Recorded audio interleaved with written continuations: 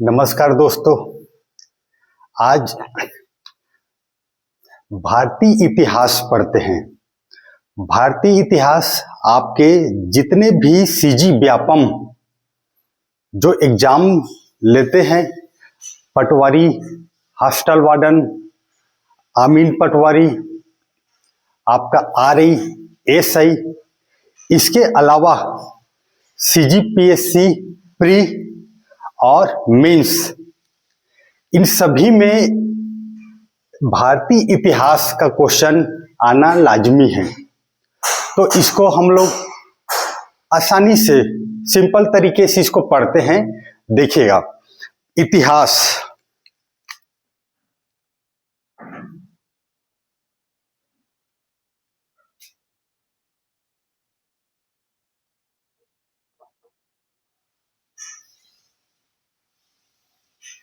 इतिहास इतिहास खुद अपने आप को दोहराता है। वर्तमान या आने वाले जो भविष्य है उसको समझने, अच्छी तरह से जानने के लिए हमें इतिहास से सीखना पड़ता है, देखना पड़ता है। और वो कहते हैं ना कि तीर को जितना आगे दूर तक भेजना है तो उससे ज्यादा ऐसे पीछे खींचना रहता है। जितना पीछे खींचोगे उतना दूर तक तीर जाएगा। सेम वैसे ही भविष्य को जानना है तो इतिहास को पढ़ना, अध्ययन करना बहुत जरूरी है।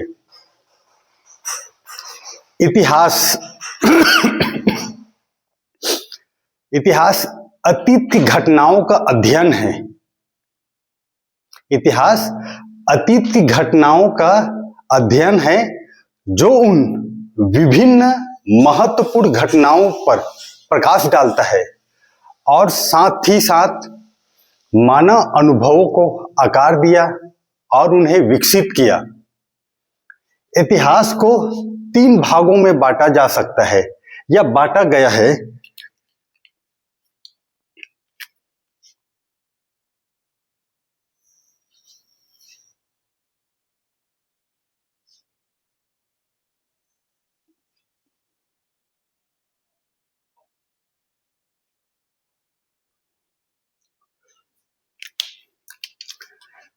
देखिए, 3 भागों में ये आपका प्रागैतिहास,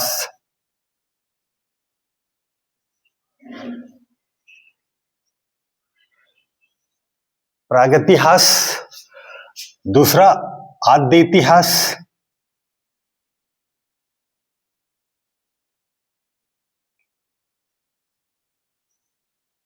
और तीसरा है आपका इतिहास।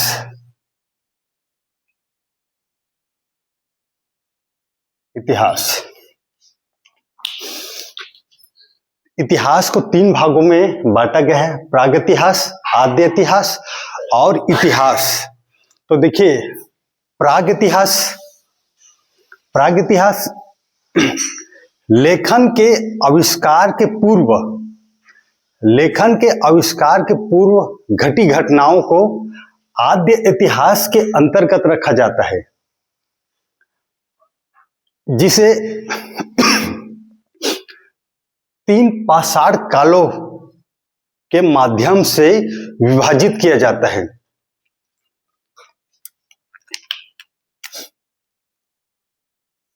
यह आपका पाषाण काल,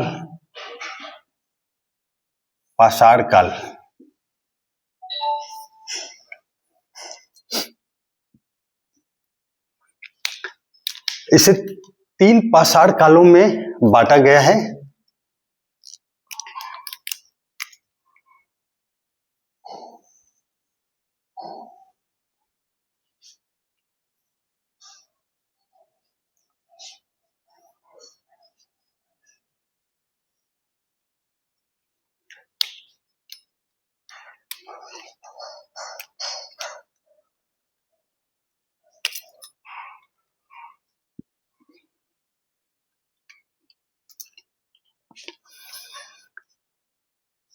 पहला है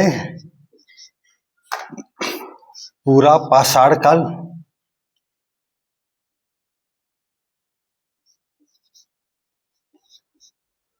पूरा पाषाण काल, मध्य पाषाण काल,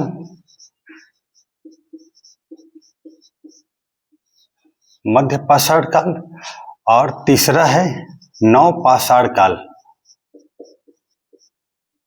नव पाषाण काल। पाषाण काल को 3 भागों में बांटा गया है, पूरा पाषाण काल, मध्य पाषाण काल और नव पाषाण काल। इतना समझ आ गया है। अब देखिए, इसमें आपका काल विभाजन किया गया है ना?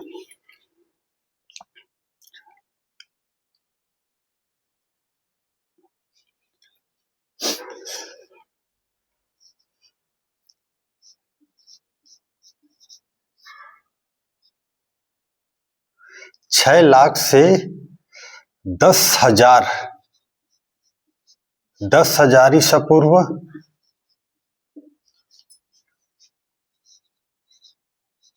10,000 से 4,000 ईसा पूर्व और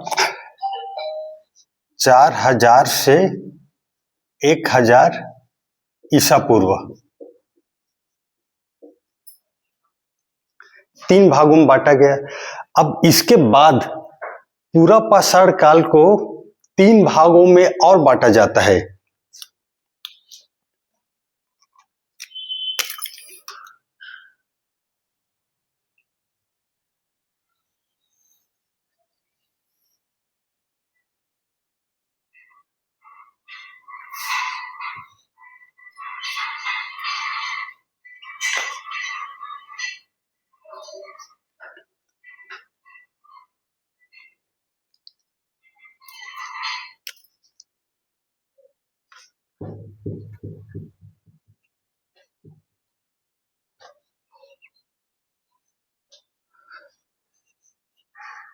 पूरा पाषाण, पूरा पाषाण काल,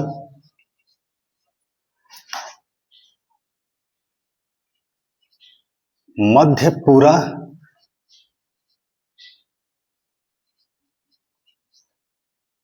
पाषाण काल और तीसरा है उच्च पूरा पाषाण काल।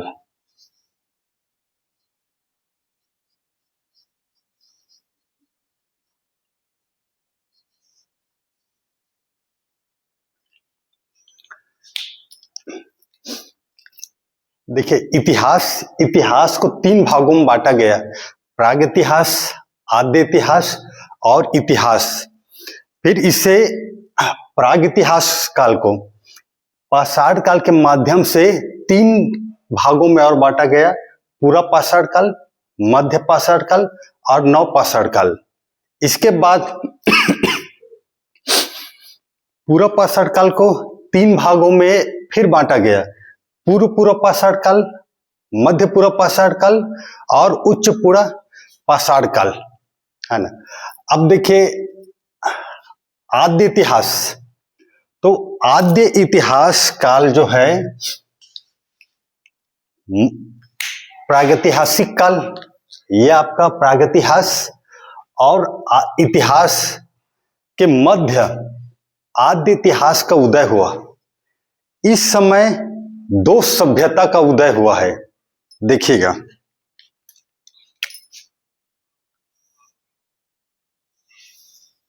दो सभ्यता, पहला आपका सिंधु घाटी सभ्यता,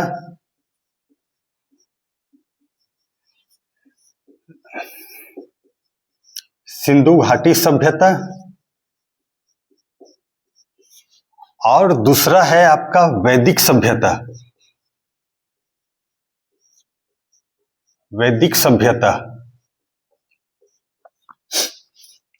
आद्य इतिहास में 2 सभ्यता का उदय हुआ, सिंधु घाटी सभ्यता और वैदिक सभ्यता।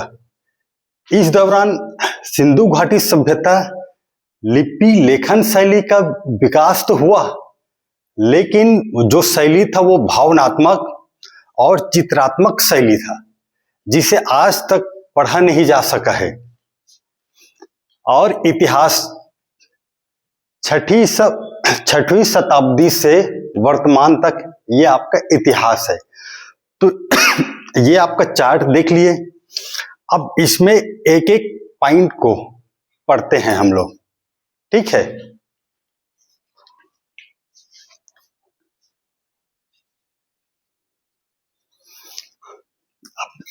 देखिए, जो चार्ट बनाए थे, अब चार्ट के माध्यम से एक एक पॉइंट को हम लोग पढ़ते हैं।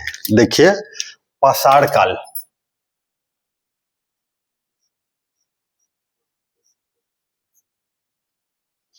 पाषाण काल, पाषाण काल में सबसे पहला पॉइंट है पूरा पाषाण काल।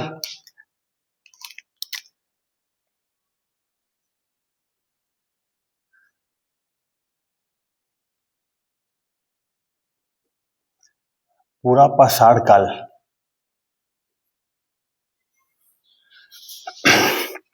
पूरा पाषाण काल। तो देखिए, पूरा पाषाण काल पूरा पाषाण काल का अत्यंत प्राचीन और नूतन काल हिमयुग का समय था। इस दौरान यहाँ के मानव लोग हबशी जाति के थे। जैसे वो बोलते हैं, जैसे कहीं पर खाना खा रहे तो एक सभ्यता के साथ पेश आते हैं या खाना खाते हैं बैठ के इत्मीनान से, तो ऐसे नहीं। ये हबशी जाति के थे और इन लोग गुफाओं में निवास करते थे, गुफाओं में रहते थे और इनका मेन मकसद था शिकार करना और भोजन संग्रह।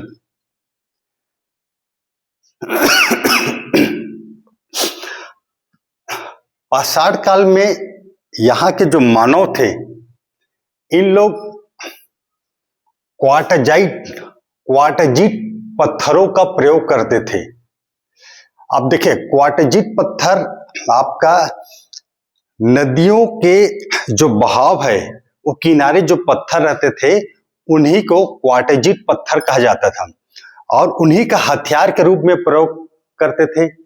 इसीलिए इस समय के लोगों को, जो आदमी थे, उन्हें क्वार्टजीट मानव भी कहा जाता था। अब पूरा पाषाण काल को 3 भागों में बांटा गया है। पूर्व पूरा पाषाण काल, मध्य पूरा पाषाण काल और उच्च पूरा पाषाण काल। तो इसे भी हम लोग चार्ट के माध्यम से पढ़ेंगे। चार्ट के माध्यम से पढ़ने पे बहुत आसानी होता है और चीजें याद भी होता है। तो देखिए, इसे चार्ट के माध्यम से पढ़ते हैं हम लोग।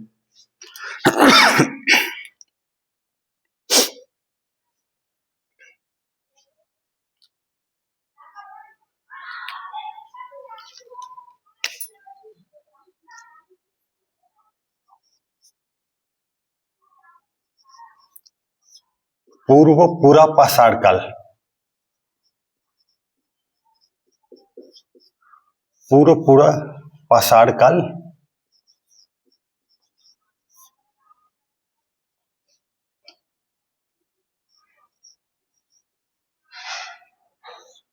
मध्य पूरा पाषाण काल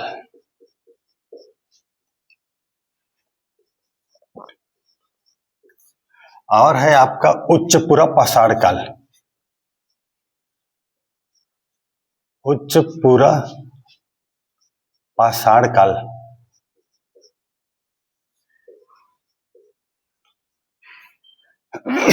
देखिए,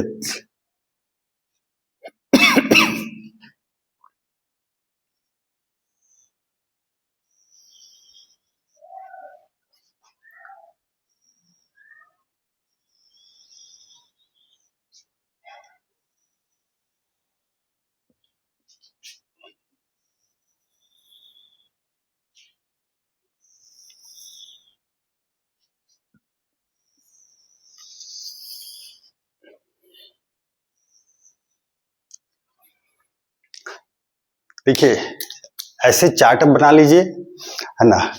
पूरा पाषाण काल, पूर्व पूरा पाषाण काल, मध्य पूरा पाषाण काल और उच्च पूरा पाषाण काल। अब इसे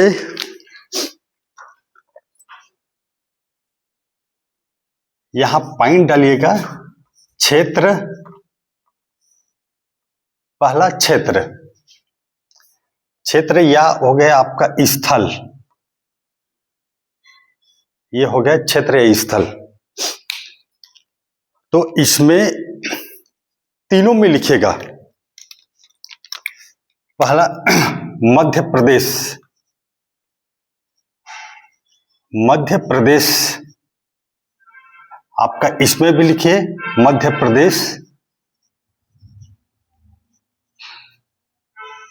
और यहां भी लिखिए मध्य प्रदेश।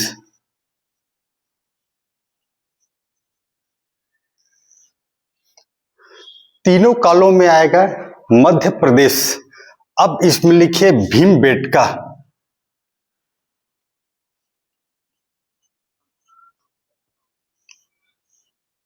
भीमबेटका,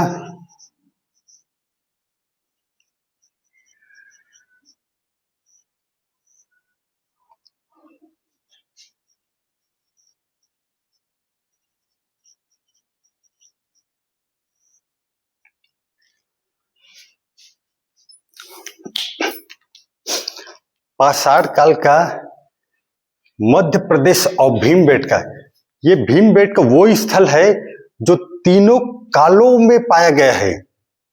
भीमबेटका एक गुफा है जहां मानव लोग इसी गुफा में निवास करते थे, यहीं रहते थे, और शिकार करके जो जानवर है उसे वहीं अंदर में रखते, फल सब्जी या उस समय जो भी उनका खाद्य पदार्थ था वो सबको वही गुफा में रखा जाता था। इसीलिए भीमबेटका सबसे महत्वपूर्ण स्थल है।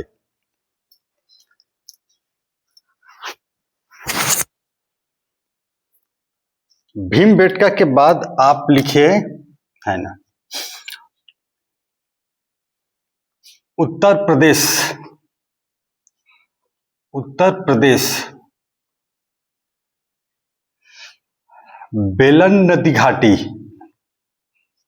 बेलन घाटी, बेलन घाटी, और यहां लिखिए उत्तर प्रदेश,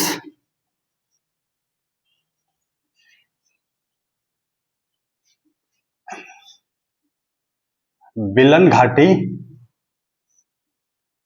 लोहदा नाला।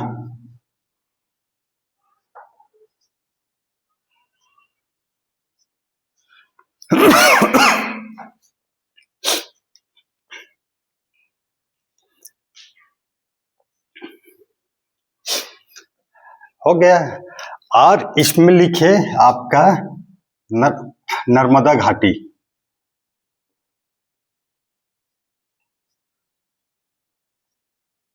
नर्मदा घाटी, यह है एमपी। इसके बाद है महाराष्ट्र, महाराष्ट्र का निवासा,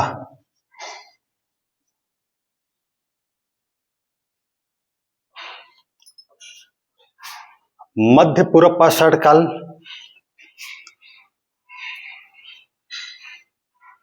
महाराष्ट्र निवासा,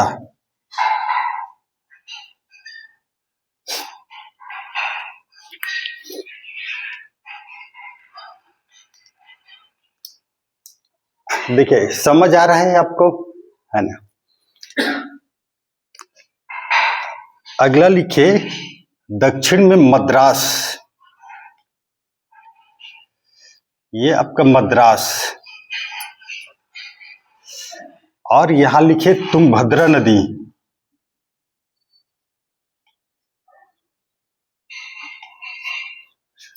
और यहां आपका आंध्र प्रदेश,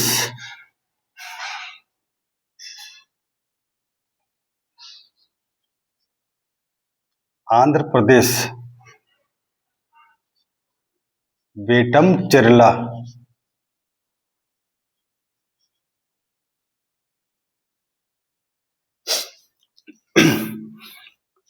दक्षिण भारत में मद्रास, तुंगभद्रा नदी और आंध्र प्रदेश बेटम चेरला, ये आपका क्षेत्र हो गया। अब अगला देखा जाए, है ना, औजार। औजार औजार में आपका पूर्व पाषाण काल में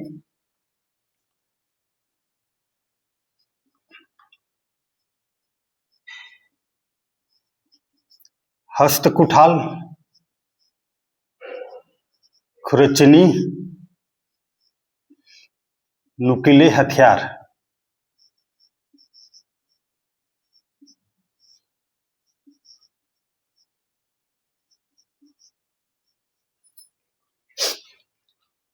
पूर्व पाषाण काल में औजार हस्तकुठाल, खुरचनी, नुकीले हथियार। मध्य पाषाण काल में कुदाल,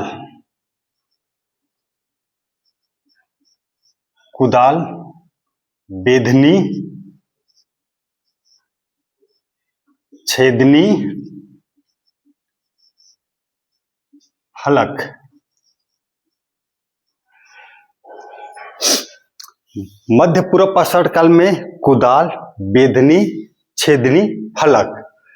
और उच्च पूर्व पाषाण काल में हड्डियों के औजार।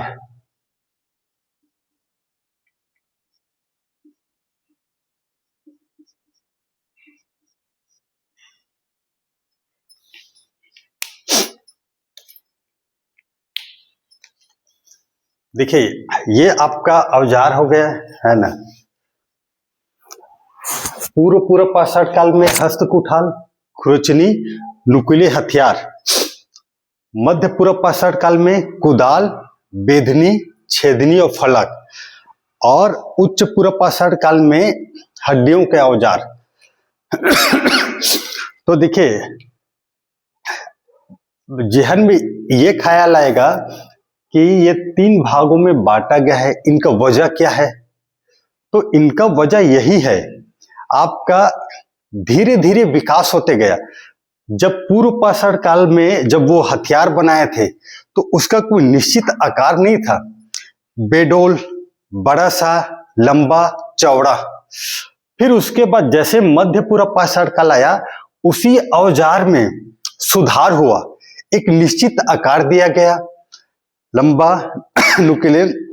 और क्या बोलते हैं, उच्च पूर्व पाषाण काल जब आया तो हड्डियों का औजार, ये औजार तो था ही, कुदाल, हस्तकुठाल, बेधनी, ये था ही।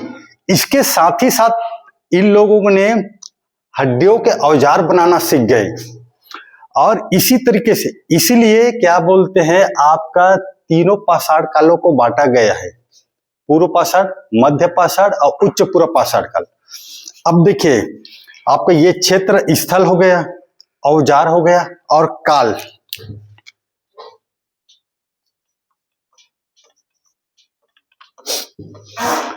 पूर्व पाषाण काल,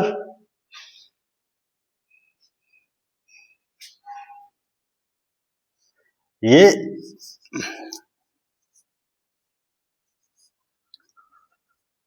हिमयुग था, बेतहाशा बर्फ और ठंडी इलाका था। इसीलिए पाषाण काल के लोग गुफाओं में निवास करते थे। बर्फ का शीतलहर, ये जो शीतलहर अभी आप देखते हो जैसे जम्मू कश्मीर में, यूरोप में, तो उससे कहीं ज्यादा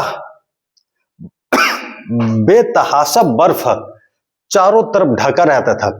इसीलिए इन लोग कहाँ रहते थे? गुफाओं में, उससे बचने के लिए। ये भी आपका हिमयुग था। और ये काल उच्च पूर्व पाषाण काल हिमयुग का अंतिम चरण था। हिमयुग का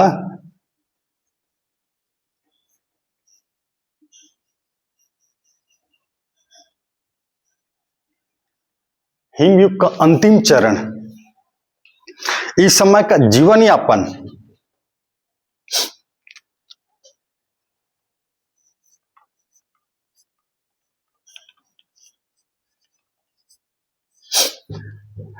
तो देखिए, पाषाण काल का जीवन यापन, इनका जीवन यापन भोजन संग्रह और शिकार करना, इनके यही मकसद था।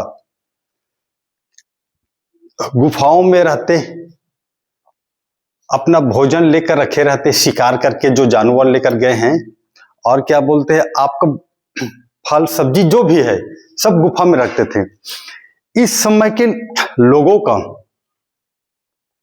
ये पाषाण काल के लोगों का, जैसे कृषि, पशुपालन, गृह निर्माण और धातु का प्रयोग से बेखबर अनजान थे। इस समय तक ये सब चीज से वाकिफ नहीं हुए थे। तो देखिए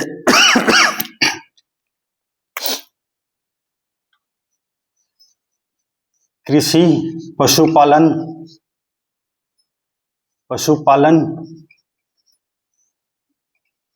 धातु,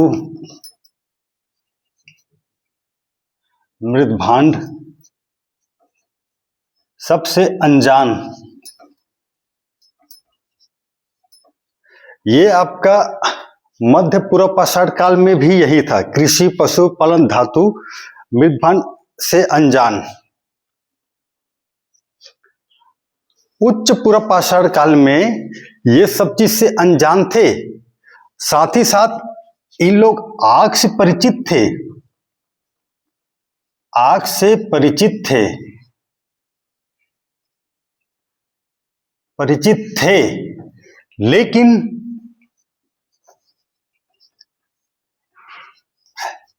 इसका प्रयोग, उपयोग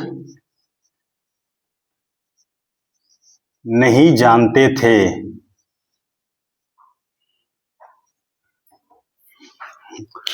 उच्च पूर्व पाषाण काल के दौरान आग से परिचित हो गए थे, लेकिन इसका प्रयोग अभी करना नहीं जानते थे, नहीं सीखे थे। ठीक है, देखिए ये चार्ट, इसमें आपको पढ़ने में आसानी होगा, है ना। पाषाण काल 3 भागों में बांट लिए, और उनका क्षेत्र स्थल हो गया, औजार हो गया, आपका काल जीवन यापन हो गया।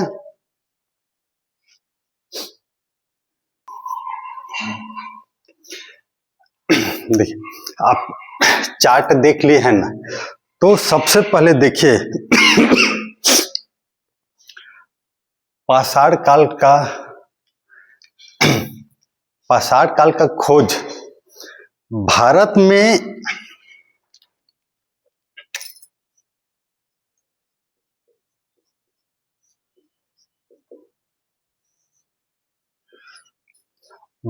में प्रागइतिहास पाषाण कालीन बस्तियों का खोज करता, अन्वेषण करता, जियोलॉजिकल भूतत्व सर्वेक्षण करता का श्रेय जाता है रॉबर्ट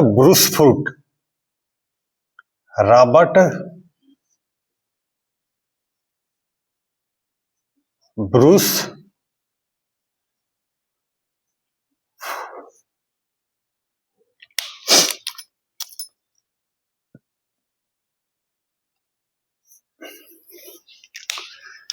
भारत में प्रागैतिहासिक काल पाषाण कालीन बस्तियों का खोज और उसका अन्वेषण करता रॉबर्ट ब्रूस फ्रूट। इन्होंने 13 मई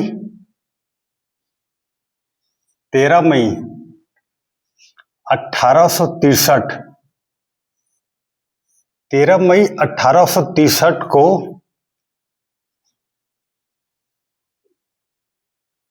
चेन्नई मद्रास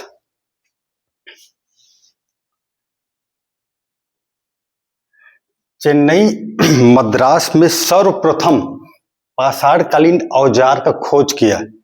इसीलिए रॉबर्ट ब्रूस फ्रूट को पाषाण कालीन खोजकर्ता के नाम से जाना जाता है। देखिए ये जो रॉबर्ट ब्रूस फ्रूट है, पाषाण कालीन बस्तियों का खोज किया है, लेकिन इसमें एक ये डाउट रहता है कि पाषाण काल के कौन से स्तर का औजार खोज किया, जैसे पूरा पाषाण काल, मध्य पाषाण काल, नव पाषाण काल या पूर्व पाषाण काल। उच्च पूर्व पाषाण काल, इसमें मतभेद है। और पाषाण काल में या पाषाण काल से संबंधित देखिए चापर चापिंग, चापर चापिंग या पेबुल संस्कृति,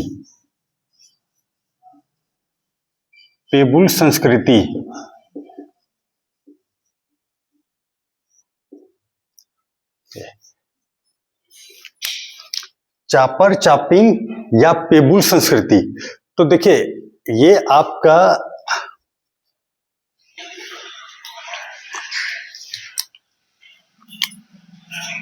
पंजाब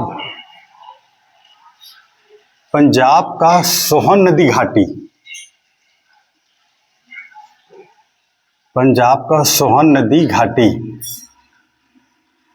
है।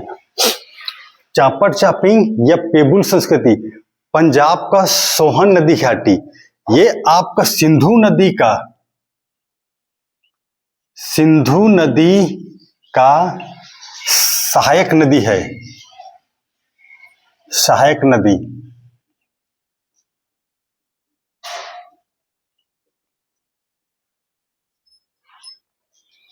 पंजाब का सोहन नदी घाटी, सिंधु नदी का सहायक नदी।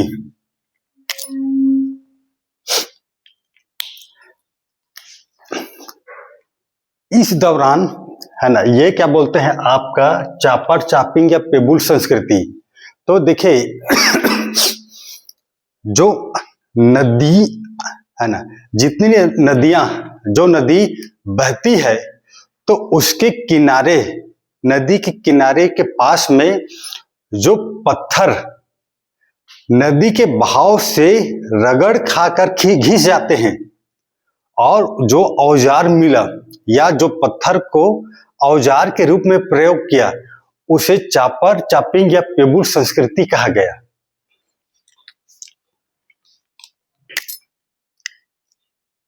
दूसरा हैंड एक्स,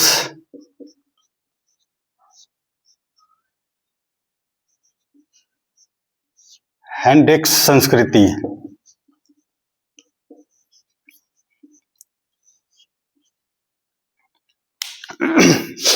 हैंड एक्स संस्कृति ये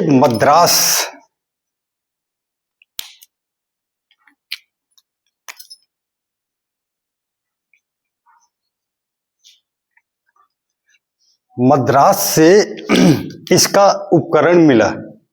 और वो हैंड एक्स मतलब जो उन लोग औजार बनाए थे, तो औजार में पकड़ने का स्थान भी था, पकड़ के आसानी से पशुओं को चीरने, उनका खाल निकालने, पेड़ों को काटने, उनको चीरने के लिए इस हथियार का प्रयोग करते थे। हैंड एक्स संस्कृति मद्रास से मिला। तो देखिए दोस्तों, ये हो गया पाषाण काल। पाषाण काल का आज पढ़े हम लोग पूर्व पाषाण काल। फिर पूर्व पाषाण काल को 3 भागों में बांटा गया है, उसको हम लोग डिटेल में देखे हैं। अगला वीडियो में हम लोग पढ़ेंगे मध्य पाषाण काल और नव पाषाण काल। थैंक यू, शुक्रिया।